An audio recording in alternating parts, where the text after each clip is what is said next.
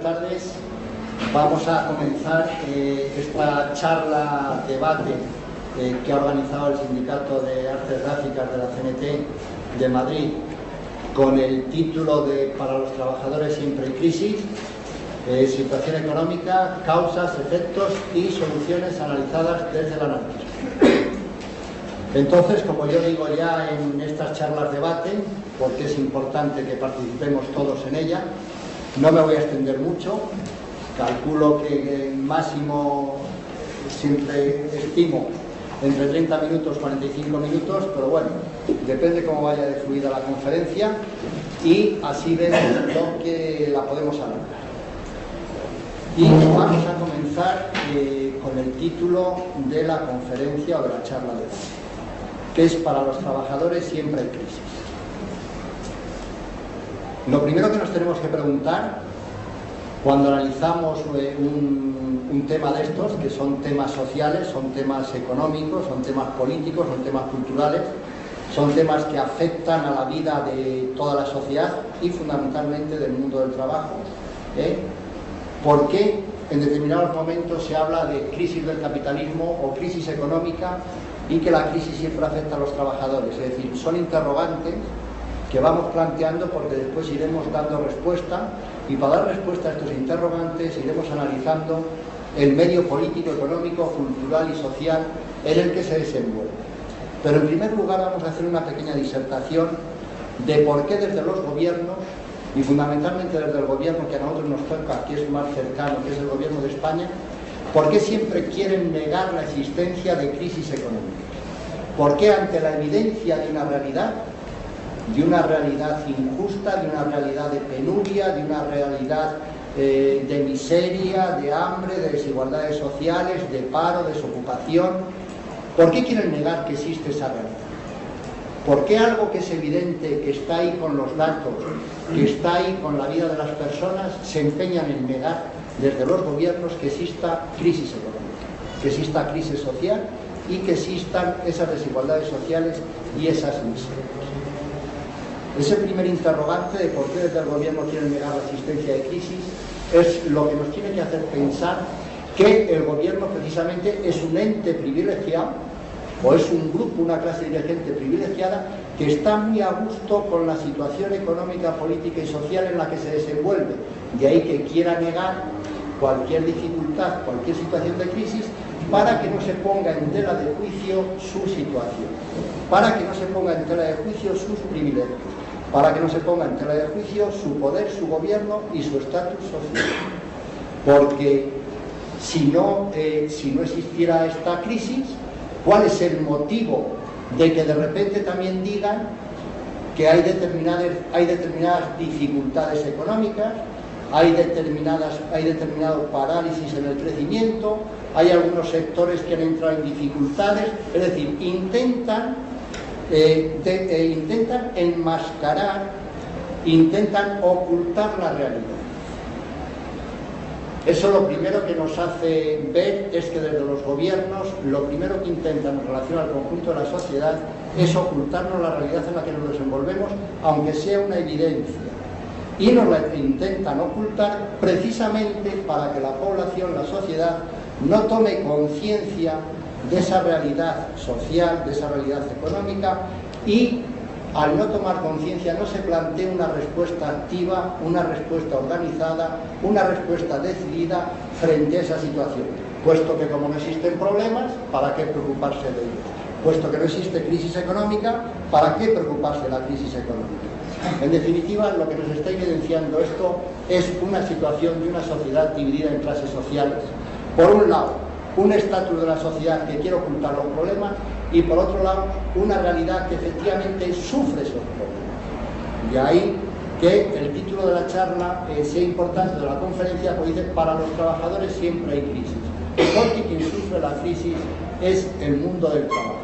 Es el mundo del trabajo el que tiene los bajos salarios, es el mundo del trabajo el que tiene la desocupación y el paro, es el mundo del trabajo el que no puede acceder a la vivienda, es el mundo del trabajo el que tiene las dificultades económicas y sociales de toda índole, incluso las culturales, porque no tiene acceso a una educación y a una formación en todos los aspectos de la vida.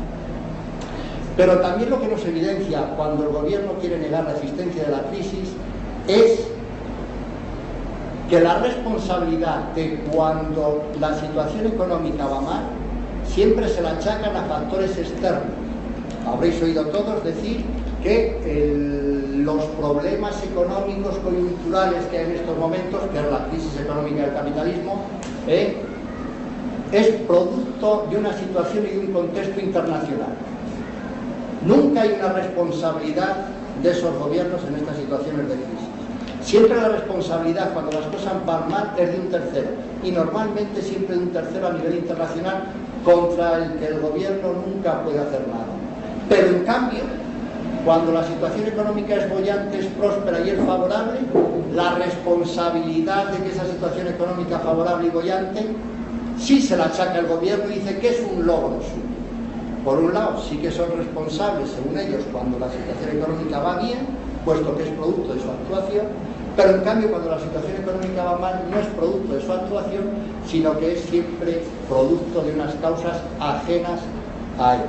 En definitiva, lo que persiguen es eludir todo tipo de responsabilidad del sistema económico y del sistema político que están defendiendo, y al mismo tiempo evidencia la falta de capacidad, en unos casos, para explicar por qué surgen las crisis del capitalismo, que no son crisis periódicas, sino que son crisis constantes, que son crisis históricas, que son crisis de una forma repetidas en el tiempo y algunas veces agudizadas. Dicho de otra manera, el capitalismo, como modo de producción, como sistema económico que es, está en crisis permanente, pero está en crisis permanente siempre para una parte de la población, para una parte de la sociedad que es el mundo del trabajo, puesto que el capitalismo tiene la dualidad que por un lado concentra grandes riquezas, grandes bienes materiales, y por otro lado tiene la injusticia, tiene la tragedia de las muertes de hambre, de las muertes por miseria, de las injusticias económicas, de los bajos salarios, de la injusta distribución de la riqueza. Por tanto, si el sistema económico fuera un sistema económico justo, fuera un sistema económico bueno para el conjunto de la población, no se darían siempre esas dualidades o esas clases sociales, donde hay una clase social que siempre vive en la opulencia y donde hay otra clase social que siempre vive en la miseria. Por tanto, el capitalismo no es que tenga periodos de crisis y de no crisis. El capitalismo siempre está en crisis para la clase trabajadora que vive las injusticias económicas. Y el capitalismo nunca está en crisis para la clase económicamente dirigente y la clase económicamente propietaria, porque siempre disfruta del bienestar económico. Por tanto, cuando circunstancialmente se habla de crisis del capitalismo, de crisis económica, nos estamos refiriendo a que se agudizan esas contradicciones del capitalismo entre ricos y pobres, pero se agudizan en los países de capitalismo avanzado o de capitalismo desarrollado. Es decir, en estos casos estaríamos hablando de Norteamérica y de la Europa, y de Europa, porque el resto del mundo, África, Asia y Sudamérica y Centroamérica, están en crisis permanente. El hambre, la miseria, las muertes por enfermedades, todo tipo de necesidades, ahí la crisis del capitalismo es constante. En cambio, se habla de crisis del capitalismo cuando afecta al corazón del capitalismo, cuando afecta a Estados Unidos, a Canadá, cuando afecta a la Europa rica. Entonces se habla de crisis, porque el sistema del capitalismo no es capaz de atender todas las situaciones económicas de las poblaciones y aumenta el paro, aumentan los bajos salarios, aumentan las explotaciones sociales, aumentan las barreras a la emigración, en definitiva se agudizan esas contradicciones del capitalismo. Por tanto, en la primera conclusión, el primer análisis que tenemos que hacer es que desde los gobiernos, cuando hablan de crisis del capitalismo, lo primero que quieren hacernos ver es que el capitalismo nunca está en crisis, porque es un sistema económico que para ellos es modélico, es el modelo de su sistema económico. ¿Por qué para las clases dirigentes, para los gobiernos, los ricos, los propietarios, los gestores, los burócratas de todo tipo, no quieren oír hablar nunca, ni quieren explicar ellos por qué el capitalismo entra en crisis, porque niegan que el capitalismo entre en crisis? Pues sencillamente porque viven privilegiadamente de ese sistema económico. Y como lo quieren considerar modelo económico, no pueden admitir desde ningún punto de vista que su modelo económico entra en crisis.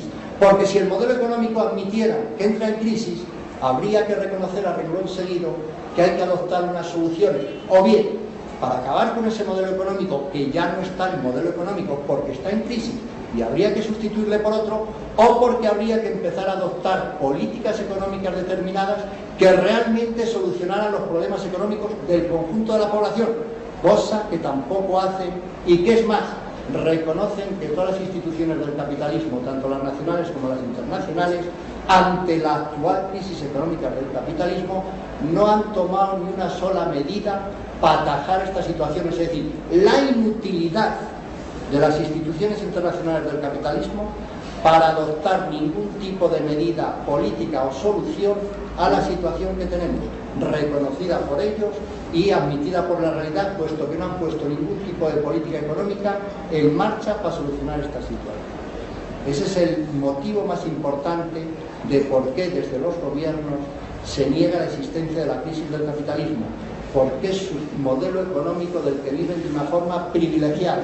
Por poner un ejemplo, Rodrigo Rato dimite de un Fondo Monetario Internacional donde tenía un sueldo anual de 600.000 euros, más tratamiento y consideración de jefe de Estado. Dimite a los 3 años de estar en ese cargo por problemas familiares. Y a las 2 semanas los problemas familiares se les han solucionado y le empiezan a contratar grandes grupos económicos pagándole sueldos anuales de 6 y 7 millones de euros. Es evidente que esa persona va a defender el modelo económico del capitalismo por encima de todo, puesto que es un auténtico privilegiado y todas sus actuaciones, directrices y consejos y políticas económicas están guiadas por guardar ese privilegio económico. Por tanto, cuando vemos que desde los organismos internacionales sus rectores, sus burócratas defienden determinadas políticas, están defendiendo su estatus y sus privilegios personales. Y la burocracia económica que dirige todas estas instituciones, tanto las económicas como las políticas a nivel internacional, empezando por los organismos de la ONU, de la OCDE, de los parlamentos europeos, viven privilegiadamente de ese modelo económico y le defienden porque ellos son los privilegiados. Y no adoptan absolutamente ningún tipo de medidas para solucionar esas crisis reales del capitalismo que afectan a millones de personas, como han reconocido ahora que había un crecimiento de la hambruna en el mundo en más de 100 millones de personas, precisamente por la subida de los precios de las materias primas. No han adoptado ni una sola medida. En cambio, sí que han reconocido cuál sería el coste de solucionar esa gran hambruna que se está produciendo en estos momentos y que crece a más de 100 millones de personas anuales, que no tienen absolutamente nada para comer. Lo han estimado en unos 3.000 millones de euros. Pero no encuentran los recursos para poder financiar esos 3.000 millones de euros a nivel mundial. En cambio, aquellos que defienden el capitalismo, como pueden ser algunos gestores de Wall Street, de la Bolsa de Nueva York, es el sueldo anual que tienen algunos de ellos. Es decir, que una persona, si es capaz de acumular en un año 3.000 millones de euros como sueldo por gestionar las sociedades financieras, y al mismo tiempo todas las instituciones mundiales del capitalismo no son capaces de encontrar 3.000 millones en todo el mundo para solucionar esos problemas de hambruna de 100 millones de personas. Esto lo que significa es que el capitalismo no es un modelo económico para todo el mundo, es un sistema económico que defiende la concentración de la riqueza en muy pocas manos y que esa concentración de la riqueza viene producida por una situación de miseria de millones de personas a nivel mundial. Para hacernos una idea, voy a ir introduciendo algún tipo de datos que vayan dando pinceladas y hechos sobre lo que estamos hablando. Las 6 mayores personas que concentran las mayores fortunas en el mundo, entre ellos Bill Gates, en fin, defensor y puesto en marcha todo el tema de la informática, 6 personas como él concentran el mismo nivel de riqueza que 3.000 millones de personas en el mundo. Es un dato escalofriante. Es decir, que 6 personas tengan el mismo nivel de riqueza que 3.000 millones de personas en el mundo que viven con 1 y entre 10 euros al día. Entre 1 y 3 euros al día. Esto significa que del sistema económico que estamos hablando, que es el capitalismo, no es ningún modelo absolutamente para nadie, salvo para las clases privilegiadas que viven de él.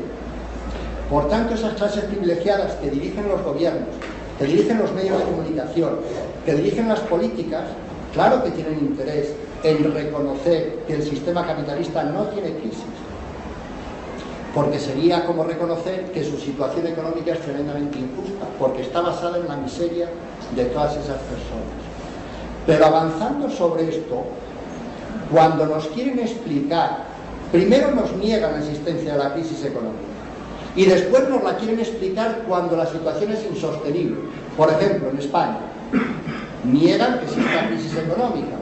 Hay pequeñas perturbaciones, como si fueran accidentes de la naturaleza, tsunamis, como si fueran las tormentas. Hay decrecimiento en el crecimiento económico que es tenue, o para poner la guinda, como ha dicho el ministro de la Economía, al final del túnel se verá la luz. Es decir, es una sarta de estupideces, es una sarta de memeces, es un declive intelectual y un ataque a la inteligencia que solamente lo pueden decir porque están convencidos que el conjunto de la población tiene un grado de alienación, de idiotismo y de incapacidad para comprender la realidad, que da igual lo que se les diga, porque como no van a entender nada, todo vale. Y vale hasta esa frase de un ministro de Economía, un tal Solbes, que dice que para solucionar la crisis, al final del túnel se verá la luz. Bien, la explicación económica. Pero no explican por qué la crisis económica se está produciendo. Nos dicen que es un problema de oferta y demanda. O nos dicen que hay unos especuladores con las materias primas, fundamentalmente de mercados a futuro, donde han hecho unas operaciones que les han salido mal y ahora tienen que vender precipitadamente. Siguen sin explicar nada.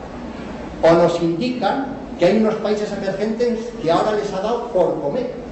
Y como comen más de lo que comían antes de ayer o hace 3 semanas, suben los precios de las materias primas, es decir, de los cereales y del arroz. Y eso ha provocado esta crisis económica e inflacionaria, que suban los precios. Como antes la población no comía, la población ahora come, pues hay que subir los precios de los productos alimenticios, porque esto no puede ser. Daros cuenta de las aberraciones que nos están explicando. La población no comía, la población ahora come. El nivel de calidad en el consumo humano ha pasado no solamente de los cereales, sino que a la carne, y por tanto eso está provocando unas tensiones inflacionistas, porque la población ahora es capaz de comer más que antes. Es decir, auténticas aberraciones que reflejan, primero, una maldad y una perversión moral terrible, querer explicar la crisis del capitalismo actual porque la población come y la población está intentando dejar de pasar hambre.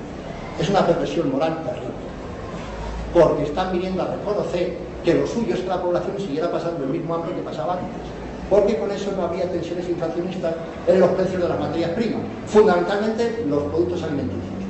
Pero eso a su vez está provocando que los precios como el petróleo, los precios de la energía también suban, porque se necesita más energía para producir más productos alimenticios, y eso está haciendo que los países emergentes consuman más petróleo. Como consumen más petróleo y menos petróleo, suben los precios del petróleo. Otra memez como la copa mundial. Porque si vamos a la realidad, vamos a hablar un poco de este tema, no desde el argumento ideológico dogmático y del burócrata político o sindical o económico privilegiado de este sistema económico, sino de los datos de la realidad. El precio del petróleo a día de hoy está en $146 barril. El precio del petróleo en el año 2003 estaba en $36 el barril. ¿Qué es lo que ha pasado entre 2003 y 2008? Ha pasado sencillamente que hay una guerra en Irak por el control de la energía y por el control del petróleo. En 2003, las potencias occidentales, con Estados Unidos a la cabeza, fundamentalmente y con el apoyo implícito, no explícito, pero sí implícito, de la Europa rica, invaden Irak para apropiarse de todo el petróleo del pueblo iraquí.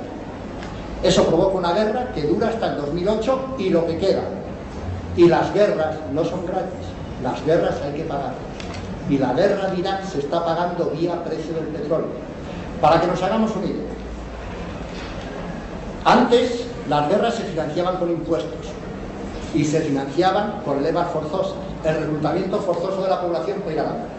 Por tanto salía gratis porque era lo que se decía, había una parte de la población que siempre era carne de cañón.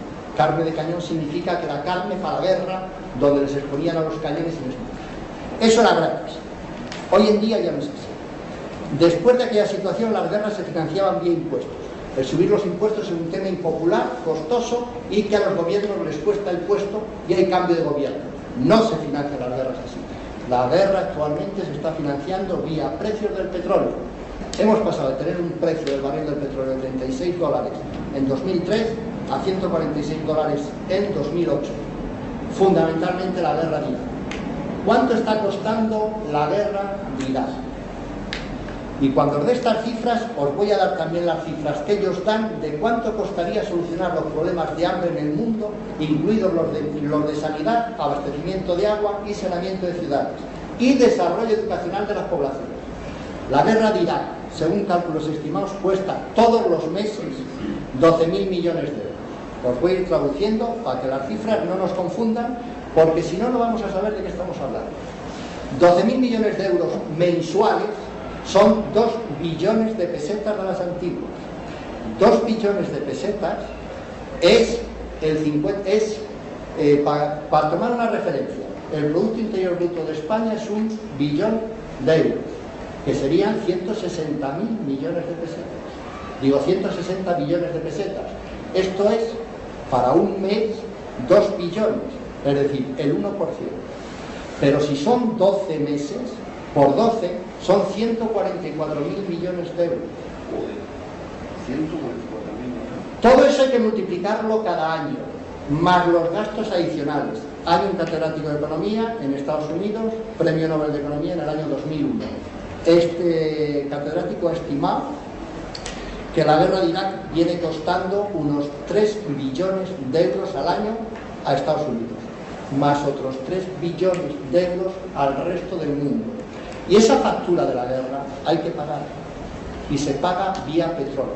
Y esa es la razón fundamental por qué el petróleo esté ahora tan caro, porque se está financiando la guerra de Irak, y de la guerra de Irak fundamentalmente hay 2 beneficiarios. Las compañías multinacionales del petróleo, que son muy poquitas, y las compañías multinacionales de la industria armamentística, que son muy poquitas.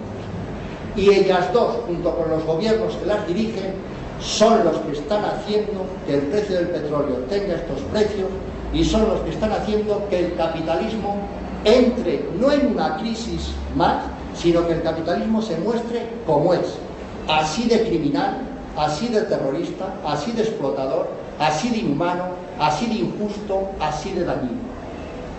Esa es la cara del capitalismo.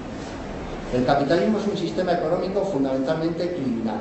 Para poderse mantener el capitalismo solamente se puede mantener en base a la muerte, en base a la destrucción de países, en base a la destrucción de poblaciones, en base al robo de las materias primas de todos los países. Desde la época de los romanos, donde el imperio romano y la época del imperialismo y anteriores imperios, siempre todos estos estados, con sus diferentes modos de producción, siempre vivieron del robo, de la explotación y de la violencia. Siempre hicieron campañas en Etiopía, en el norte de África, en Asia, para robar las materias primas a otros productos. Y que las poblaciones vivieran, como se vivía en Roma, de pan y circo. Vivieran en una sociedad opulenta, en una sociedad del ocio, en base a la muerte y la destrucción del resto de los países.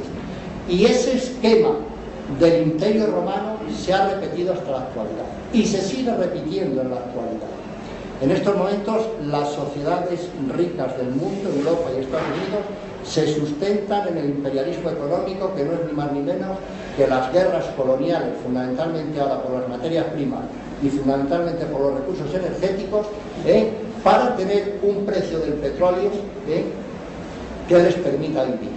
Pero todo esto tiene que tener una explicación que vaya más allá de estas consideraciones económicas y consideraciones políticas, porque tiene que haber una respuesta a por qué estos grupos de poder, estos grupos económicos que manejan las compañías del petróleo, que manejan las multinacionales de la industria armamentística, que manejan las multinacionales de los medios de comunicación, que en definitiva quieren confundir, manipular y engañar a las poblaciones, ¿por qué hacen todo eso? Es decir, si hemos dicho que la guerra de Irak cuesta 12.000 millones de euros al mes, y para eso sí hay dinero, en cambio ellos mismos nos han dicho que el coste económico de erradicar el hambre en el mundo, de erradicar las enfermedades en el mundo, los problemas de agua y los problemas de las poblaciones de todo el mundo, costaría también cada año 12.000 millones de euros. ¿Cuál es el motivo para que no haya 12.000 millones de euros para resolver los problemas de hambre en el mundo y sí que haya 12.000 millones de euros mensuales para mantener una guerra en Irak y robar el petróleo iraquí? ¿Por qué no destinar todo ese dinero a solucionar los problemas de esos miles y miles de millones de personas en el mundo? Sencillamente porque desde el capitalismo y desde esas estructuras de poder y desde esos estados con esos gobiernos que hacen una simbiología perfecta entre capital, Estado, entre autoridad y poder, entre concentración de riqueza y violencia, tienen un concepto del mundo basado en las clases sociales. Ellos entienden que hay dos tipos de clases sociales. Su clase social, que tiene derecho al disfrute de las cosas, su clase social, que tiene derecho a tener derechos, que se consideran personas a sí mismos, y la otra clase social, que la consideran que no tiene derechos de ningún tipo, que no tiene derechos a la vida, que no tiene derecho al sustento económico, que no tiene derecho al sustento cultural, que no tiene derecho a una vivienda, ni a un transporte, ni a una educación, que no tiene derechos de ningún tipo, que son carne de cañón que se les puede llevar a la guerra, o que son daños colaterales de bombardeos que se pueden hacer sobre ciudades, o que son carne de cañón que solo sirven para que sean explotados en unas condiciones de trabajo inhumanas. O es más, que incluso ya no tienen derecho a poderse desplazar por el mundo libremente, porque como con la última circular y aprobación del Parlamento Europeo, aquellos emigrantes que no vengan con los papeles en regla serán internados en campos de concentración, en campos de retención, hasta 18 meses por el mero hecho de ser pobres, por el mero hecho de pedir un lugar en el mundo para poder vivir, por el mero hecho de reclamarse como personas y querer tener una dignidad como cualquiera de nosotros y poder ir a otro sitio donde él nació, que no tiene por qué quedarse allí, simplemente por querer cambiar su vida, incluso jugándose la vida en el desplazamiento, por ser pobres, son internados en campos de concentración y expulsados en un periodo de 18 meses. Incluso con los menores pueden ser repatriados a cualquier otro país, incluso aunque no tengan allí raíces familiares. Es terrible las políticas que en estos momentos está adoptando el capitalismo y donde se le ve realmente esa cara feroz de muerte, explotación y desprecio del ser humano que tiene, salvo que tenga riqueza. Porque si eres emigrante y eres rico, como es el rey de Arabia Saudí, cuando viene a España se le pone una alfombra roja, se le aloja en sus palacios marbellís y se le da tratamiento de Estado, aunque sea el jefe de una iglesia espiritual responsable de los múltiples atentados suicidas que está habiendo en el mundo, incluidos los de las Torres Gemelas de Nueva York, porque es rico y es uno de los jefes también del petróleo, de las compañías multinacionales, y esos acuerdos de poder entre ellos se respetan de la misma forma que al resto de la población que no tiene absolutamente nada, se la expulsa, se la ponen vallas como en Ceuta, Melilla, o estas barreras carcelarias que se acaban de poner en Europa, sin hablar de esa cara feroz del capitalismo que quiere y ha aprobado una directiva europea de 60 horas de trabajo semanal. Como vemos, el capitalismo tiene un sistema económico que sirve a una parte muy minoritaria de la población, 6 personas concentran la misma riqueza que 3.000 millones de personas, y al mismo tiempo impide que todos aquellos que quieren cambiar su situación económica, incluso desplazándose fuera de sus países, se les niegue por ser pobres el desplazamiento, se les impida, y aquellos que lo logran, como ocurre con las pateras, muchos de ellos quedan en el camino. Esa es la cara del capitalismo. Por eso, el sistema económico del capitalismo no es ningún modelo. Es un modo de producción y un sistema económico que históricamente arranca con el mercantilismo en el siglo XVII, el siglo XVIII. Anteriormente había un modo de producción similar donde la sociedad seguía estando separada en clases sociales. Unos trabajaban para otros, los que trabajaban no disponían de nada y los que disfrutaban de todo no trabajaban nada. Pero tenían una herramienta para hacer todo eso, que era la violencia organizada del Estado. El obligar a esas personas a trabajar para él. Y cuando planteaban cualquier tipo de reivindicación, se les aplacaba con la fuerza y con la violencia, como ocurre hoy en día con cualquier huelga de los trabajadores, como ha ocurrido con el transporte. Ante cualquier reivindicación no se plantea una discusión económica, si los precios tienen que ser estos o aquellos. No hay una teoría económica que diga cuál es el nivel de esos precios o de esos salarios. Hay simplemente una confrontación, una violencia. El gobierno, el Estado, manda a los antidisturbios como argumento económico para aplacar las reivindicaciones del mundo del trabajo. Esa es la teoría económica del capitalismo, los antidisturbios. Esa es la teoría económica del capitalismo, el ejército y los bombardeos sobre Irak para robar el petróleo. Ahí radica toda la teoría económica del capitalismo. De ahí que cuando viene la actual crisis del capitalismo acentuada en los países de Occidente, no sean capaces, primero por interés, en no explicar cuál es el origen de la crisis, y veamos qué se dicen unos a otros. La crisis del capitalismo es producto de una especulación en el mundo del petróleo. Pero el mundo del petróleo no es una mercería. El mundo del petróleo no son 1.500 tiendas. El mundo del petróleo son 3 compañías del petróleo. ¿Quién especula con el petróleo? ¿Quién tiene capacidad para especular con el petróleo? En cambio, estos especuladores del petróleo dicen que el problema es de los países productores. ¿Pero acaso no son los mismos los países productores que las compañías del petróleo? ¿O viven en mundos diferentes? ¿O acaso las compañías del petróleo de Arabia Saudí son diferentes al gobierno de Arabia Saudí? ¿O acaso las compañías del petróleo de Estados Unidos son diferentes al gobierno de Estados Unidos? ¿De qué nos están hablando? Están hablando de la manipulación, de la confusión, para no reconocer que en el mundo del petróleo, como en el mundo del capitalismo, lo que ellos nos quieren hacer ver, que es el mercado y el libre funcionamiento del mercado, no funciona, porque el mercado no existe. Quien dirige los precios del petróleo es el monopolio de las compañías del petróleo, el monopolio de la industria armamentística y el monopolio de los gobiernos que han decidido vivir a costa de todo el mundo. Así de crudo y de duro, por bruta que parezca la argumentación. ¿Quién controla la extracción de petróleo en Irak? Estados Unidos. ¿A través de qué compañía lo hace? La Hillary Burton. ¿Y esa de quién es? Del vicepresidente Cheney. ¿Y qué tiene además?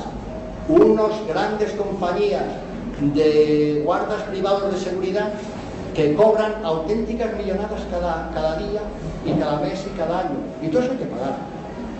Son estas personas, por llamarlas de alguna forma, estas burocracias de la política, estas burocracias de la economía, estos gestores de la política y de la economía y de los medios de comunicación, que es su ideología, los que están utilizando a todo el mundo para el provecho particular. Es una auténtica canallada humana lo que están haciendo. Pero estas personas, para que puedan vivir tranquilas, tienen que tener un concepto del ser humano propio y singular, que les haga poder dormir por las noches con tranquilidad, que no se les revuelva la conciencia día a día porque son auténticos criminales de guerra de miles y miles de personas, no solamente en las guerras, sino de todas aquellas personas que mueren de hambre, que mueren por falta de sanidad, que mueren por falta de agua, que mueren por unas condiciones sociales insalubres y que además no acceden a la educación. Estas personas son responsables de que todas estas tragedias humanas ocurran, porque son los que detentan el monopolio del poder económico, son los que detentan el monopolio del poder militar y del poder político y del poder cultural. Y la ideología que tienen estos señores es una ideología donde consideran al ser humano dividido en dos categorías, como he dicho antes, dos clases sociales, ellos y los otros. Pero el gran sustento de esa división de la sociedad en clases es una ideología religiosa, es una ideología donde considera que ellos son los herederos directos de Dios, que ellos son los fieles, los leales y fieles intérpretes de la ley divina, que ellos son los herederos de ese Dios que les ha elegido a ellos como pueblo escogido para dirigir el mundo.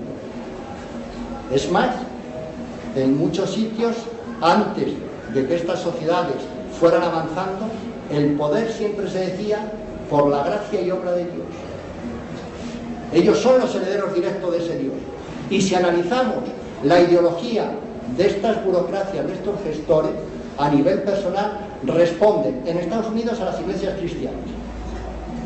Esas iglesias cristianas son las que ideológicamente sustentan la ideología de las intervenciones militares, del capitalismo y de la alineación de las sociedades. Si hablamos en los países árabes, es la ideología islamista, musulmana, donde el rey de Arabia Saudí es el jefe espiritual, el jefe económico y el jefe político de todo un país, o el Marruecos, que también es el jefe espiritual. Por tanto, vemos que aquí unimos en estos momentos esa trilogía que explica por qué tanta canallada, tanta injusticia y tanta tragedia en el mundo. Es la ideología de considerar que moralmente es aceptable la división de la sociedad en clases, porque la religión desde sus tiempos y desde sus orígenes admitió que la sociedad era un rebaño que necesitaba pastores para ser guiado, y que incluso podían llegar a degollarles como ese cordero que se tenía que dejar de morir. Pero se lo decían así a sus súbditos, a esos rebaños que necesitan pastores para ser gobernados, dirigidos, explotados y engañados. Ese esquema se mantiene. Esas iglesias cristianas de Estados Unidos son las que más están defendiendo que haya una intervención militar en Irak, que continúe y que es justo, que ellos son el pueblo elegido, el pueblo americano es el pueblo elegido, porque el petróleo de Irak es suyo y tienen derecho a él, y como tienen derecho lo cogen, mandan una intervención militar, cueste los asesinatos que cueste. Justifican el capitalismo porque todas las iglesias, la cristiana incluida, acumularon siempre toda la riqueza del mundo, fundamentalmente la cristiana y la católica, y la musulmana, acumularon toda la riqueza del mundo en todos esos patrimonios que llamamos iglesias, catedrales, monasterios, ermitas, y nunca trabajó ninguno de ellos. Nunca trabajaron, siempre vivieron a costa de la población, porque tenían la ideología y la espada, la cruz y la espada, y en base a eso hicieron trabajar a poblaciones enteras durante siglos enteros para elevar esos monumentos que ahora nos quieren hacer creer que forman parte del patrimonio cultural histórico de los pueblos, cuando son auténticos monumentos de la aberración humana y de las injusticias humanas. ¿Cómo se puede entender que, por ejemplo, en el siglo XI, en el siglo XIII o en el siglo XV se levantaran unas catedrales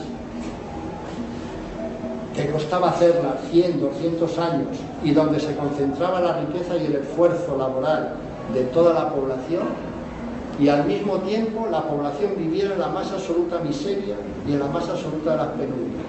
Por un lado había una organización política, en este caso religiosa, que levantaba unos templos enormes, inútiles, porque no servían absolutamente nada más que para hacer muestra del poder económico y político y militar que tenía, porque no servían para la sanidad, no servían para la educación, no servían para trabajar las tierras, no servían para la industria, solo servían como exponente del poder para acogotar y alienar más a la población.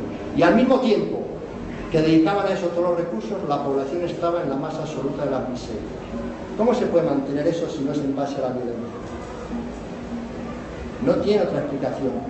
Pero a su vez no se puede mantener eso si no es en base a una ideología que considera que ese estamento y esa burocracia religiosa, tiene todos los derechos y privilegios del mundo y que todo el resto de la población solamente tiene derecho a trabajar para ello y en las condiciones que no. Porque no se nos ha de olvidar que el mundo del trabajo, el mundo de los trabajadores, que es el nuestro, no empieza a reivindicar derechos laborales de una forma abierta hasta el siglo XIX. Pero para llegar al siglo XIX, por lo menos han pasado 18 siglos, más los anteriores, antes de la era en la que estamos. Con lo cual, nos podríamos haber hecho una idea si en vez de dedicar todo el esfuerzo que hizo las poblaciones a construir lo que ahora se llama patrimonio histórico de las naciones, catedrales, iglesias, palacios, conventos, se hubiera dedicado a una labor social, el nivel de riqueza que tendrían los pueblos y sobre todo una riqueza útil y social para todos. Como a su vez nos podríamos hacer una idea si en vez de estas burocracias políticas, religiosas o del tipo que sea, dedicarse a luchar por la conquista del poder, dedicarse a luchar por los recursos económicos, dedicarse en esas luchas políticas y económicas a destruir pueblos, países y recursos materiales, donde los recursos de los pueblos se destruían cada 15, 20 o 30 años, incluso con guerras de 100 años, las guerras de religión de 30 años, una primera guerra mundial, una segunda guerra mundial, la guerra de Yugoslavia, la guerra de Irak. En vez de dedicar todos esos esfuerzos a la destrucción, no se hubieran dedicado todos esos esfuerzos a la construcción y al fomento y a la creación de riqueza para los pueblos en su conjunto. El nivel de abundancia del que estaríamos hablando ahora sería impensable. Es más, si en la situación actual todo lo que se dedica a recursos armamentísticos, no digo ya esa destrucción de países que periódicamente se destruyen, sino la ordenación de los recursos de la industria militar se utilizaran para el conjunto de la sociedad. Para que nos hagamos una idea, el presupuesto de defensa de Estados Unidos, y las cifras aquí marean, es anualmente de 500.000 millones de dólares. Hemos dicho, si lo traducimos a euros, lo podríamos dejar eso en unos 500.000 millones de euros por el tipo de cambio. Hemos dicho que ellos calculan que con 12.000 millones de euros, es decir, con la quinta parte del presupuesto de defensa de Estados Unidos anualmente, se podría solucionar el problema del hambre en el mundo. Pero no. Para los problemas sociales no encuentran recursos. Para los problemas militares, para la guerra, sí encuentran recursos. Está claro cuál es la génesis del capitalismo. Está claro, cuando hablamos de cuál es la génesis del capitalismo, cuál es la moral, cuáles son las directrices y la ideología de los que dirigen el capitalismo en términos económicos, de los que apoyan y defienden ese capitalismo desde políticas de Estado y políticas de gobierno, que es desde los centros de poder, y desde los que defienden ideológicamente, fundamentalmente religión, y desde los medios de comunicación controlados por esas mismas multinacionales económicas, esta estructura del capitalismo. Eso es una aberración del sistema político, económico, cultural, social y de todo tipo. Es una aberración porque implica la destrucción, antes o después, no solamente de los medios materiales y de las poblaciones, implica la destrucción del mundo. Implica lo que en estos momentos se habla de esas crisis, que es la crisis política del Estado, que no resuelve nada, la crisis política del capitalismo, que acentúa las injusticias, pero está la crisis de la demografía, de la población, y la crisis ecológica, que significa la destrucción del hábitat en el que estamos. Es decir, de seguir así, caminamos inexorablemente a una destrucción terrible, más allá de las destrucciones locales que va habiendo en estos momentos. Es decir, desde el punto de vista nuestro, de seres humanos con dignidad, de seres humanos con conciencia, la contribución nuestra, el aporte nuestro al mundo, el aporte nuestro a la sociedad que nos ha tocado vivir en el año 2008, es un aporte ético de moralidad, de dignidad, un aporte de consideración de igualdad del ser humano, de que no tienen por qué existir las clases sociales porque todos somos iguales en derechos y en deberes, pero iguales hablando desde el punto de vista político, económico, social, cultural y ético. No hablamos de esa igualdad política que es una igualdad formal, sino hablamos de la igualdad real. Y fundamentalmente la igualdad real es tener derecho a la vida, poder desarrollar nuestra vida, no estar siempre a expensas, no estar siempre preocupado de si podré trabajar o no podré trabajar, si tendré trabajo o no tendré trabajo, si tendré vivienda o no tendré vivienda, sino que podamos desarrollarnos como personas. Y esa es la auténtica igualdad del ser humano, la igualdad económica y social. Y la igualdad de la libertad de decidir todos por igual. No de delegar nuestra capacidad de decisión en esas burocracias políticas, sindicales, militares o religiosas, sino ser conscientes de nuestra vida y tomar nuestra vida en nuestras manos. Ser nosotros los rectores de nuestro propio destino. Ejercer nuestras facultades de autoorganización. Poner en práctica la sociedad civil autoorganizando. Tomarnos en serio, en definitiva, nuestra vida. Porque aquellos que están dirigiendo el mundo en estos momentos nos están llevando de una forma decidida a un matadero económico, un matadero ecológico, ideológico y en todos los aspectos. En estos momentos a las sociedades avanzadas de Europa y de Estados Unidos se les oculta la realidad. Se les está creando unos mitos y unas emociones basadas fundamentalmente en elementos alienantes, como puede ser el fútbol, como pueden ser los espectáculos de la televisión, como pueden ser los entretenimientos entre artistas y no artistas. Es decir, vaguedades que fundamentalmente sirven para alienar, confundir y que realmente no nos preocupemos de nuestros problemas reales, nuestros problemas económicos, sociales, políticos, sindicales, culturales y morales. Y sobre todo, para que no nos preocupemos de tomar nuestra vida en nuestras manos, de autoorganizarnos, de no delegar absolutamente en nadie, de poner en práctica una acción directa o una democracia directa, etimológicamente hablando, un gobierno del pueblo dirigido por el pueblo, que es la autoorganización de los trabajadores, sin delegar absolutamente en nadie. Esa es la situación económica que hay en estos momentos. Una situación económica terriblemente injusta que se traduce en millones de muertos por guerras, hambres y enfermedades.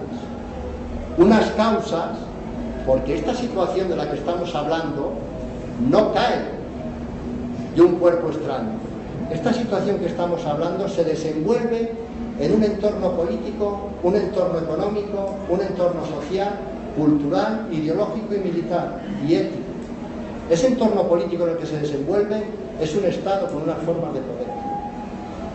Ese entorno económico en el que se desenvuelve esta situación es un sistema económico llamado capitalismo en sus tres vertientes: capitalismo de mercado, capitalismo de Estado o capitalismo de socialdemocracia, donde mezcla el Estado y el mercado.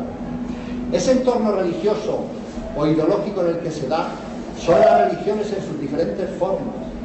Ese entorno cultural en el que se da es un entorno dirigido desde los medios de comunicación completamente alienante. Y ese entorno ético en el que se da es una moral de la religión que nos quieren hacer creer que está basada, además, en unos hechos sobrenaturales incuestionables que indica que tiene que haber siervos y pastores, que indica que tiene que haber un Señor, un Dios por encima de todo y alguien que interprete esas directivas y sea el fiel representante de ese Dios en la tierra, y que además eso no tenga discusión, sea lo que ellos dicen palabra. Precisamente las causas de tanta injusticia y tanta tragedia humana es ese Estado, esas formas de poder. Históricamente el Estado es así. Es ese capitalismo como modo de producción actual que antes tuvo otros nombres: feudalismo, esclavismo, servidumbre. Es esa forma ideológica que es la religión y la manipulación de los medios de comunicación. Esas son las causas de la situación actual. Dios, Estado, capital, que también analizó y diseñó Bakunin. Ni Dios, ni Estado, ni patrón, que sería la solución que el anarquismo plantea a esa situación económica, con esas causas, unos efectos. Los efectos son la división de la sociedad en clases: unos deciden y otros obedecen, unos trabajan y otros disfrutan de ese trabajo, unos tienen el saber y el poder cultural y otros están en la ignorancia, unos viven en la explotación y otros en la opulencia, y siempre somos los trabajadores los que estamos en la parte débil, como clase socialmente dominada, explotada, alienada, ignorante y que sufre la miseria, porque somos la carne de cañón y la carne de fábrica de esas minorías privilegiadas que viven a costa nuestra. Y la solución analizada desde el punto de vista del planteamiento anarquista, es una solución de un nuevo orden ético y social. Un nuevo orden ético porque es la base de la consideración de que todos los seres humanos somos iguales. Es una ética que ya no se basa en esa religión ni en ese Dios. Es una ética que se basa en la naturaleza, en la sociabilidad, en la ayuda mutua, en la solidaridad como factor de evolución de los pueblos. Es una ética basada en la naturaleza que sobre todo nos indica la dignidad del ser humano. Es una ética que es el apoyo mutuo, el instinto de sociabilidad, el instinto de vivir en sociedad, en una auténtica sociedad en igualdad de derechos y de deberes. Es una ética basada en el principio de la libertad y de la responsabilidad, donde el ser humano no tiene que ser guiado ni dirigido absolutamente por nadie, porque tenemos capacidad para pensar, decidir y actuar por nosotros mismos. Y es una ética basada en una cultura de que todos tenemos que tener acceso a la cultura, porque es el saber, el conocimiento, la utilización de la ciencia como método de análisis para solucionar no solamente los problemas científicos y técnicos, sino para solucionar los problemas económicos y sociales. Porque volviendo otra vez al origen de la situación económica y de las causas, si utilizáramos el método científico de análisis económico, cuando ellos nos quieren hacer creer que la crisis económica actual, que nunca reconocerán que existen, sino que son desaceleraciones puntuales y coyunturales, palabrería en definitiva, proviene de una crisis de las hipotecas subprime en Estados Unidos, que a su vez provoca una crisis financiera, que los precios del petróleo suben porque hay países emergentes que ahora comen más, porque como los precios del petróleo han subido porque ahora hay países que comen más, pues hay que destinar biocombustibles a la producción de energía, con lo cual significa que quitamos cereales de la alimentación y los llevamos a producir petróleo, con lo cual suben los precios de los productos alimenticios, que a su vez provocan estas hambrunas, y que les preocupan las hambrunas, y esto es muy importante, no por las hambrunas en sí, sino porque han dicho que ponen en tela de juicio y en riesgo la estabilidad democrática y social de esos países. Es decir, ¿qué significa eso? Ponen en tela de juicio sus privilegios políticos, económicos y sociales. Es por lo que les preocupa. Y que va contra las democracias avanzadas. Que con lo cual, pues que sigan pasando hambre, que no suban los precios. Pero si aplicáramos el método científico a cualquiera de estas palabrerías que ellos nos dicen, y a cada respuesta le diéramos una pregunta, y a cada pregunta otra respuesta, veríamos lo siguiente. Nos quieren hacer creer que la crisis económica de Estados Unidos es producto de la crisis de las hipotecas basura. ¿Qué significa eso? Pues que hubo unas instituciones financieras que, como ya el crédito estaba más que agotado, decidieron ampliar el abanico a quien daban los créditos y empezaron a dar créditos a personas con una situación económica dudosa. Es decir, hipotecas basura porque quien garantizaba las hipotecas, no sabemos si se refieren basura a las personas o porque las hipotecas tenían un nivel de garantía pequeño.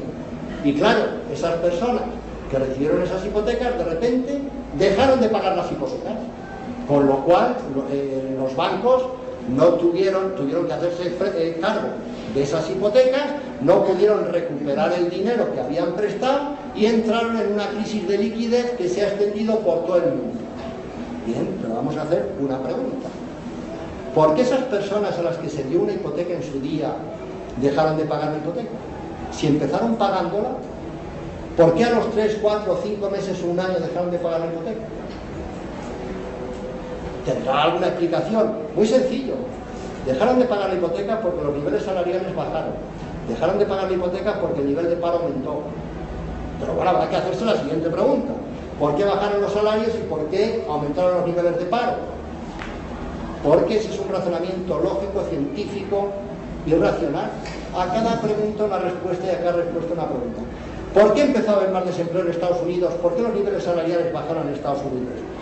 Porque se estaba dando una situación de que grandes recursos económicos de Estados Unidos ya no iban directamente al centro de Estados Unidos, ya no iban al interior de Estados Unidos a producir obras civiles, sociales, prestaciones económicas y prestaciones de todo tipo, o al desarrollo de la industria civil.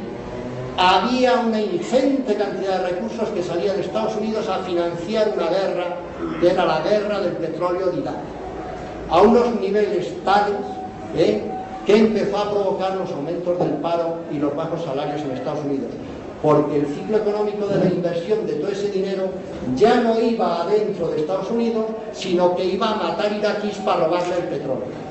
Y la forma en la que se devolvía ese petróleo a Estados Unidos no era en forma de dinero, era en forma de grandes gastos militares, grandes gastos de la industria armamentística y grandes beneficios para la industria petrolera, que no lo invertía otra vez en Estados Unidos, sino en seguir manteniendo los niveles de seguridad de la guerra del Golfo. Por tanto, la pregunta y la respuesta nos lleva a que la crisis de las hipotecas basura es una primera respuesta a una serie de preguntas que nos llevan otra vez a la guerra del Golfo. Y las guerras coloniales hay que pagarlas, las guerras imperialistas, como todas las guerras, hay que pagarlas. Y esa es la explicación de que Estados Unidos entre en una depresión terrible, porque esos gastos tan inmensos en presupuestos de defensa y en la industria armamentística salen de algún sitio. Y las guerras, como se dice, las paga siempre el pueblo. Las paga en vidas humanas y en recursos materiales. Esa es la razón de la crisis económica de Estados Unidos, que extiende a todo el mundo, porque ahora el precio del petróleo, una vez que ha subido el precio del petróleo, incide en los productos alimenticios, porque todos los procesos productivos utilizan petróleo, incide en que se destinen más productos de la alimentación para producir petróleo, porque el precio del petróleo se ha multiplicado por 10, e incide en que toda la economía real, la economía civil y la economía de la que viven los pueblos entre en una profunda recesión, porque se está dedicando todo a pagar una guerra para beneficio de la industria armamentística y para beneficio de las multinacionales del petróleo, que a su vez son la familia Bush, que vive del petróleo, y las familias de las monarquías de Oriente Próximo. Esa es la auténtica razón del agudizamiento de la crisis del capitalismo. Pero es que el capitalismo, para existir históricamente, siempre ha implicado la práctica de la destrucción.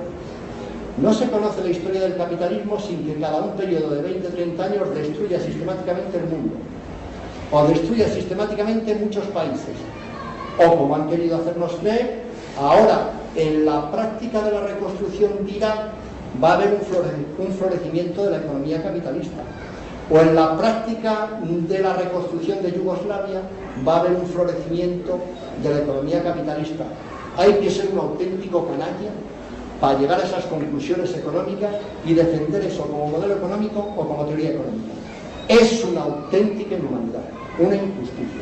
Pues el capitalismo no se puede defender desde ningún punto de vista.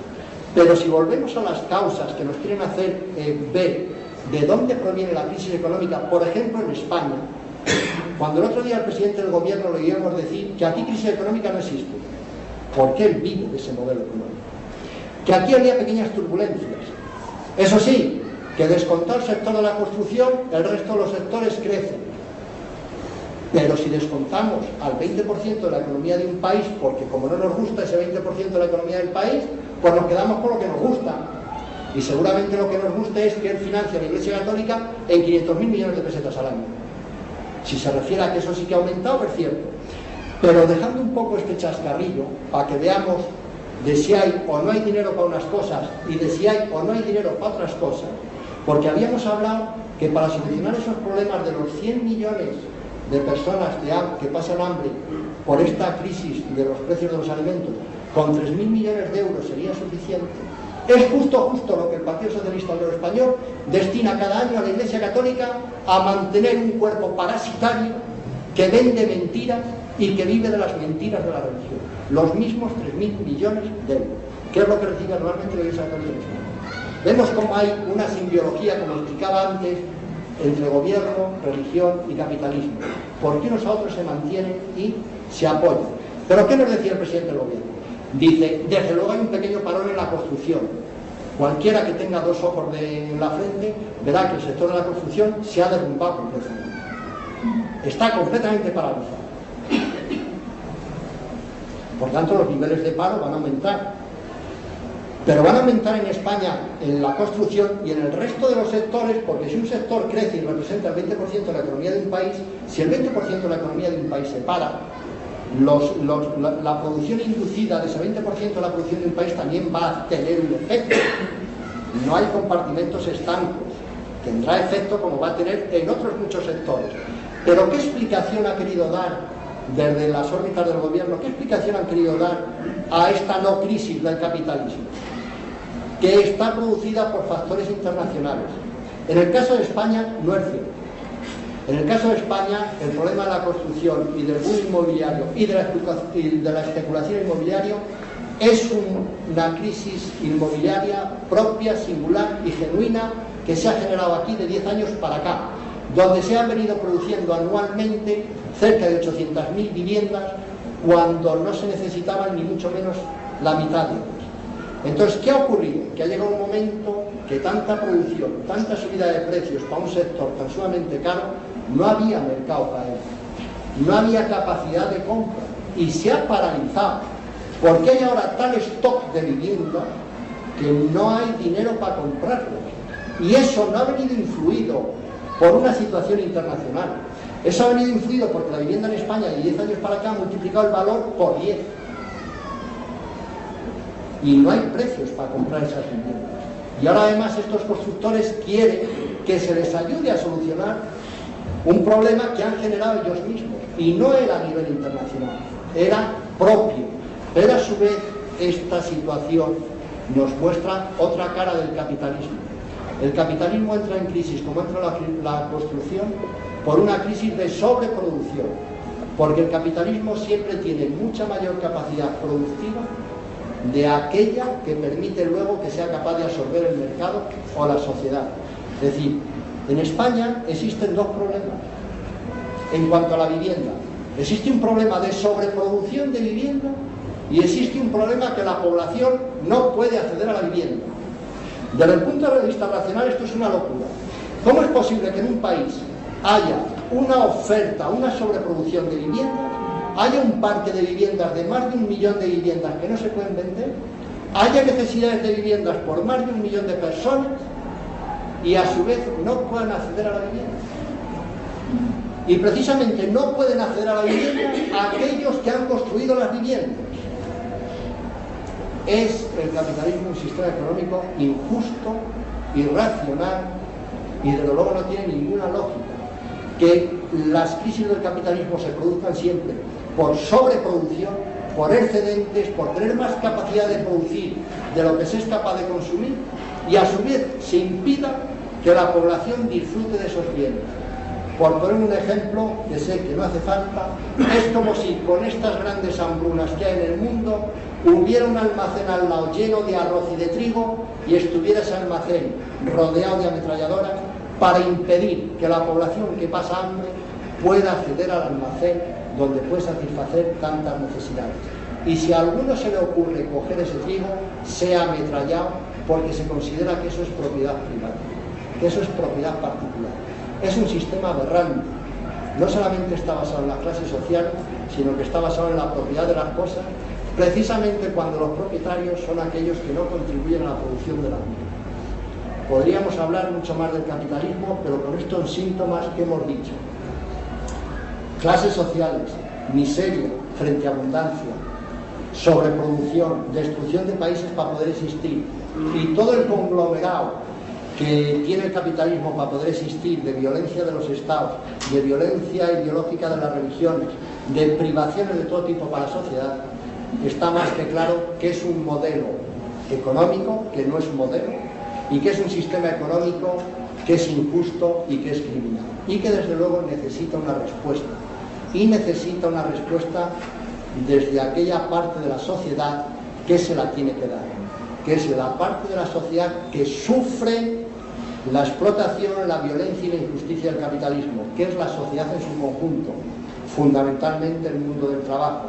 Esa sería la otra parte de la conferencia o de la charla, que son soluciones analizadas desde el anarquismo. La solución que el anarquismo da al capitalismo es una solución que es la destrucción del capitalismo. El capitalismo no es un sistema económico que se pueda reformar, parchear o adaptar. El capitalismo para el conjunto de la sociedad no admite remiendos. porque solamente sirve a los intereses de una minoría. Para el anarquismo, el sistema económico capitalista es un sistema económico a destruir, a sustituir, pero no solamente el capitalismo, porque el capitalismo es un sistema económico que convive a su vez con unas estructuras políticas, ideológicas, culturales y éticas determinadas. Y si nos planteamos la sustitución de una parte de ese aparato que es un todo, tenemos que poner en su lugar un todo. Y desde ese punto de vista, el anarquismo también tiene una solución para el Estado, para la religión, para la economía, para la sociedad. Y para no extenderme en eso, voy a hacer ahora unas pinceladas en lo que es la solución analizada desde el punto de vista del anarquismo. Pero voy a hacer esa solución dándola desde la economía y definiendo la economía desde la economía política, que en definitiva la economía es política, porque es distribución de los recursos de una forma o de otra, es distribución de los tiempos de trabajo, de cómo se trabaja, cuántas horas se trabaja, qué se produce, cómo se produce, dónde se produce y en qué términos se produce. Por tanto, es un concepto político. Es decir, la economía ante todo es una economía política, no son políticas económicas, que las políticas económicas sería el desarrollo de determinadas doctrinas económicas. Es decir, el capitalismo tendría sus políticas económicas, el capitalismo de Estado sus políticas económicas, el capitalismo de mercado sus políticas económicas. Pero el capitalismo es una economía política, como a su vez es una economía política el socialismo de Estado, como a su vez es una economía política el comunismo libertario. Y el anarquismo, que tiene su economía política, que es el comunismo libertario, definimos la economía de una forma muy sencilla. La economía etimológicamente en griego significa eco, casa, nomía, administración, administración de la casa. Pero es una administración de la casa donde la economía hay que estudiar qué necesidades y deseos tiene el ser humano y la sociedad en su conjunto. Algunas veces me voy a repetir porque sé que si no pueden ser conceptos nuevos que nos perdamos, y prefiero repetirlo dos veces. Por tanto, la economía sería la administración de la casa, el estudio de nuestras necesidades y deseos y la forma de satisfacerlas. Serían esas necesidades y deseos individuales y colectivos, y la forma de satisfacerlos con el menor empleo de tiempo, con el menor empleo de recursos humanos y materiales, y todo ello en equilibrio con la naturaleza, porque si no respetamos la naturaleza en la que nos desenvolvemos, si no tenemos un modelo económico armónico con la naturaleza, es decir, ecológico y sostenible, que se dice ahora, estaremos destruyendo el medio en el que nos estamos desenvolviendo y acabaremos destruyendo toda la casa, con lo cual no tendremos después un hábitat en el que estar.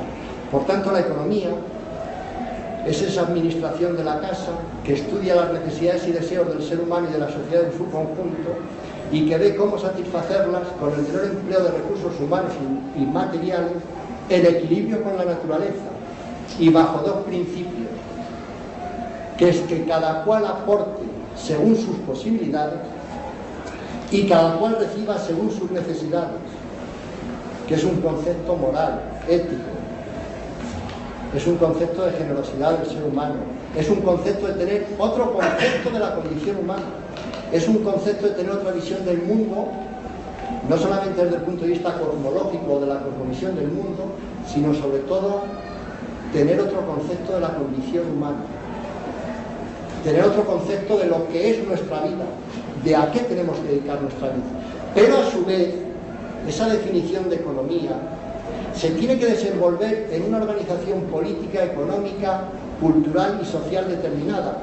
Tiene que ser una organización política sin Estado y sin gobierno, porque no se trata de gobernar a los seres humanos, se trata de organizar a los seres humanos. Los seres humanos no necesitamos que nos gobiernen. ¿Quién es aquel que es capaz de decidir yo soy capaz de organizar, de gobernarte a ti? ¿Y a ti quién es capaz de gobernar? ¿Por qué tú vas a ser el elegido para gobernar a quién? ¿Y en base a qué? Si además luego vemos que es una mentira, que ese gobierno se ejerce para el privilegio personal, en detrimento del gobernante. Por tanto, se tiene que dar en un sistema político sin Estado, sin gobierno, porque no se trata de gobernar, sino de organizar a los pueblos. Y se tiene que dar en un sistema económico sin capitalismo, sin explotación, porque no se trata de explotar a los seres humanos, no se trata de vivir a costa del trabajo de los demás, No se trata de apropiarte del esfuerzo de los demás, se trata de administrar las cosas. Se trata de administrar los recursos porque todos tenemos necesidades y deseos. No se trata de que yo trabaje para otro, se trata de que los dos trabajemos. No se trata de que haya una población ociosa, burocrática, improductiva, y haya una población que dedique todas las horas del día a producir y a trabajar para esa población improductiva, que a su vez luego la que acumula todo. No, se trata de administrar las cosas para que todos disfrutemos de las cosas. Y se trata de realizar ese sistema económico en un entorno ideológico y cultural donde guíe la ciencia, la razón, la cultura y la lógica, donde no guíe el engaño, la mentira y la religión, donde no guíe la manipulación. Y se trata de hacerlo eso en una sociedad donde haya identidad de intereses, no conflicto de intereses. Se trata de organizar eso en una sociedad sin clases sociales.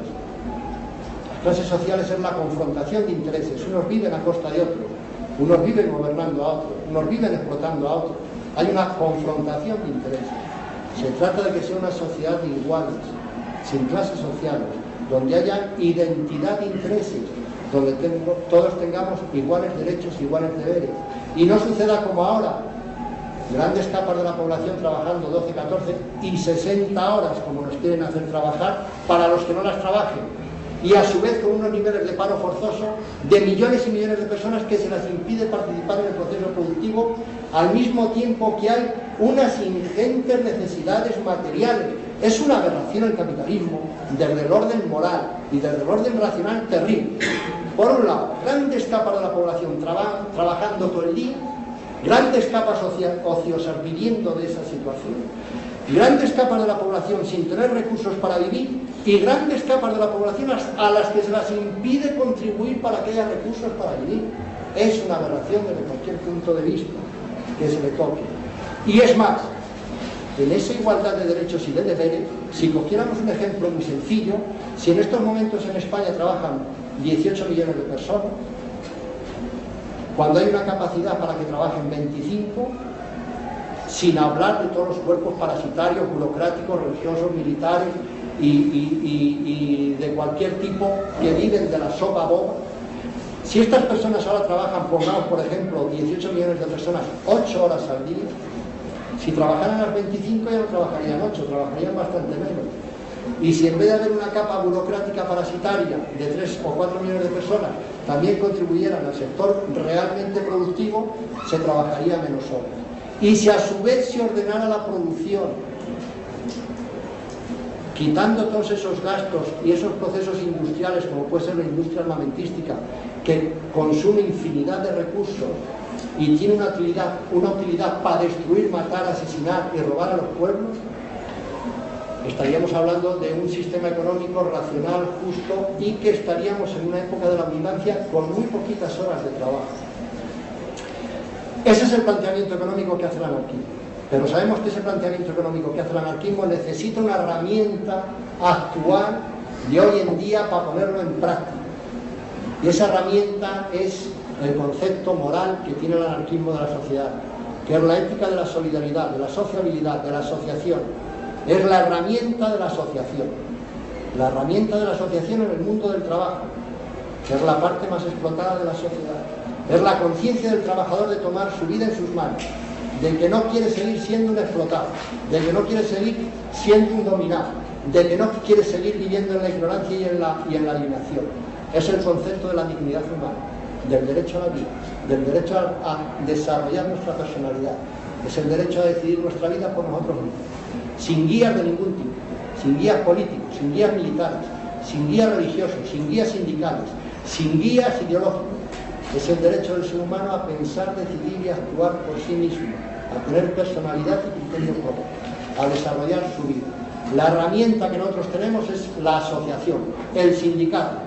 Sindicatos que para el anarquismo crean a finales del siglo XIX, en su vertiente internacional, en la Asociación Internacional de los Trabajadores, en la vertiente de España, en la Confederación Nacional del Trabajo. Es esa asociación del mundo del trabajo a la que se la dota de unas ideas anarquistas, con una ideología propia, que pone en práctica aquí y ahora Los principios del anarquismo, que son los principios de la sociedad que quiere construir, donde hay una identidad de medios y fines, una coherencia de medios y fines. Es el desarrollo de la sociedad del porvenir, sin Estado, sin capitalismo, sin religión. Es ese contenido que dan los sindicatos. Pero no solamente el contenido ideológico, el contenido de las reivindicaciones, que sean iguales, el contenido de las luchas, que sea por medio de la acción directa, y el contenido de ir a superar y a poner en lugar del capitalismo, del Estado y de la religión, poner en su lugar unas colectividades, un comunismo libertario, una organización económica sin Estado y una organización económica libre, donde decían los trabajadores que es el aspecto libertario. Por eso el anarquismo lo que habla es de la coherencia de medios y fines, es por lo que habla de la acción directa, es por lo que habla de poner en práctica aquí y ahora los principios del anarquismo, que son el aprender a vivir de la sociedad que queremos construir, porque pedagógicamente no hay saltos en el vacío, no hay saltos genealógicos. Si alguien quiere aprender medicina, tiene que ir a la facultad de medicina. Si alguien quiere aprender arquitectura, tiene que ir a la facultad de arquitectura. Y si alguien quiere aprender de la igualdad y de la libertad o del anarquismo, tiene que practicar la igualdad y la libertad. No hay saltos. No hay saltos de conquistemos el Estado y desde el Estado transformaremos la sociedad en una sociedad sin clases. Donde eso se puso en práctica ha fracasado estrepitosamente, o han venido a reproducir lo que querían sustituir. El ejemplo de Rusia. Voy a poner el ejemplo cercano, actual. La nueva burocracia económica y política en Rusia está acumulando riquezas, como algunos magnates, que con 40 años de edad biológica, han acumulado fortunas de 12.000 millones de euros o de 15.000 millones de euros. Eso solamente se puede hacer apropiándose de los recursos sociales, apropiándose de los recursos de la sociedad por medio de un aparato político que le concede a él esos privilegios y que se los va a defender por la fuerza. Porque ¿quién es capaz de acumular en 40 años de edad biológica 15.000 millones de euros? ¿En base al trabajo? ¿En base a la ingeniería financiera? ¿En base a las oportunidades? ¿Y por qué y no otro? Porque desde las estructuras de poder de la Unión Soviética, las minorías privilegiadas, que eran las élites de la burocracia del poder político, económico, los gestores, lo que Abraham Guillén en una obra suya llama la nomenclatura, esa nomenclatura ha transformado de gestores de un Estado en gestores de ese Estado para el beneficio particular. Por poner un ejemplo, si quisiéramos poner cualquier otro ejemplo de las burocracias sindicales y políticas en la Europa de socialdemocracia avanzada, lo podríamos poner. El último ejemplo, en Austria. La mayor crisis bancaria en Austria ha saltado a la luz y lo publica la prensa hoy. Hoy me refiero 4 de julio del 2008. No penséis que os estoy hablando de la estratosfera, sino noticia publicada en Austria el 4 de julio del 2008. Es decir, hoy, uno de los mayores bancos de inversión del país ha entrado en una crisis total porque le han robado 1.700 millones de euros. ¿Quién se les ha robado? Sencillamente, el jefe de los sindicatos, apoyado por la socialdemocracia y por las burocracias sindicales. Esa revolución y esas prácticas que querían hacer de cambiar los modelos sindicales y se transformaban en burocracias sindicales y políticas, sabemos para qué lo han hecho.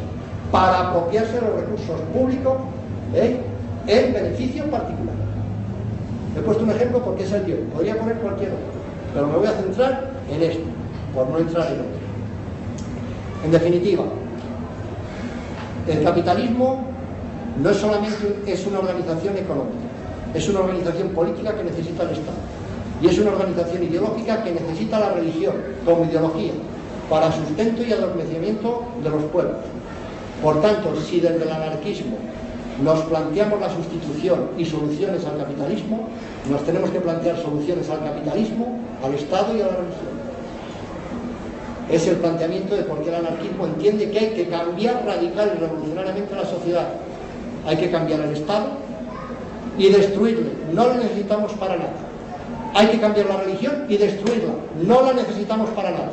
Solamente nos es útil el sistema económico, porque tenemos que vivir de la producción, pero gestionado por nosotros, autogestionado por los trabajadores, por el sindicato de los trabajadores, que es la autoorganización de los trabajadores, con unos principios y unos criterios de igualdad real para todos, con esa fórmula que cuando la CNT tuvo fuerza suficiente puso en práctica.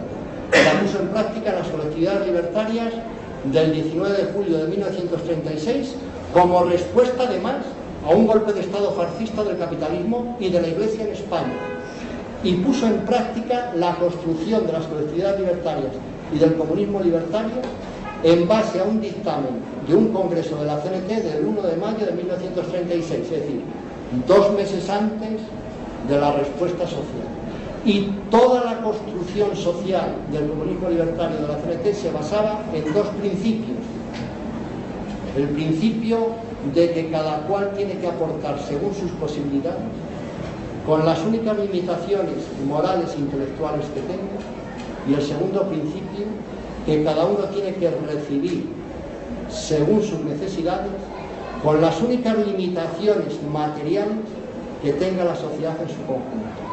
Y con esos 2 principios, de cada cual según sus posibilidades y a cada cual según sus necesidades, llevado a la práctica, la CNT construye todo el sistema económico de las colectividades libertarias. Y aquí lo dejo porque no me voy a extender más, Muy bien. y ya que sea realmente la charla debate que habíamos planteado.